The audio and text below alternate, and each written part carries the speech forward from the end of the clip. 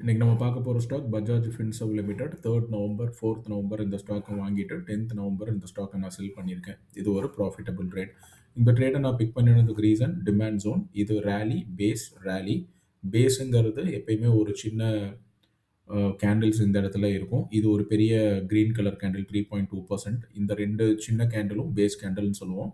Again ஒரு rally கொடுக்குற candle 2.69%. எப்பயுமே ப்ரைஸ் ஒரு டிமாண்ட் ஜோன் ஃபார்ம் பண்ணிட்டு கண்டினியூஸாக மேலே போகாது. ஒரு பிரேக் எடுத்து அது எப்போ கீழே வருதோ எகெயின் இதே டிமாண்ட் ஜோனில் நம்ம ஸ்டாக்கை வந்து நம்ம பிக் பண்ணிவிடுவோம் நெக்ஸ்ட் டே ட்ரேட் பண்ணுறதுக்கு. ஸோ இந்த போட்டிருக்கிற ஃபர்ஸ்ட் 2 ஆரஞ்சு லைன் என்னோட பை டேட், நான் போட்டிருக்கிற லாஸ்ட் ஆரஞ்சு லைன் என்னோட செல் டேட். நான் ஃபர்ஸ்ட் டே பிக் பண்ணின டேட்டில் ஒரு குட்டி ரெட் கேண்டில் விழுந்திருக்கு. இது எப்போ இது சின்னதாக ரெட் கேண்டில் விழுந்ததோ அப்போ என்னோட இன்னொரு ஸ்ட்ராட்டஜி வந்து ஃபார்ம் ஆகிடும். ஒரு 6 நாள் தொடர்ந்து ரெட் கேண்டில் விழுந்துருச்சு, ரெட் கேண்டில் ஃபார்ம் ஆயிருந்ததுன்னா நம்ம அடுத்த நாள் ட்ரேட் வந்து பிக் பண்ணுவோம். ஸோ நான் நெக்ஸ்ட் டே அகைன் இந்த ஸ்டாக்கை நான் வாங்கிக்கிறேன்.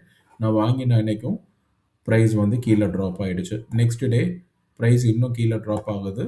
அதுக்கு அடுத்த நாள் ஒரு பெரிய க்ரீன் கேண்டில் வந்துருச்சு. இந்த கேண்டிலோட ரேலி இவ்வளோ நாள் கீழே இறங்கிட்டு இது மேலே போனனால இந்த பவுன்ஸ் வந்து எனக்கு பர்ஃபெக்டான எக்ஸிட்டாக இருக்கும். ஸோ நான் நெக்ஸ்ட் டே ஓப்பன் ப்ரைஸில் இந்த ஸ்டாக்கை நான் செல் பண்ணிட்டேன். நான் ஓப்பன் ப்ரைஸில் இதை விற்கும்போது ஒரு சின்ன கேப்பை கொடுத்து தான் ஓப்பன் ஆகிருக்கு. ஸோ நமக்கு அதுவும் ஒரு சின்ன ப்ராஃபிட்டில் வந்து போயிடும்.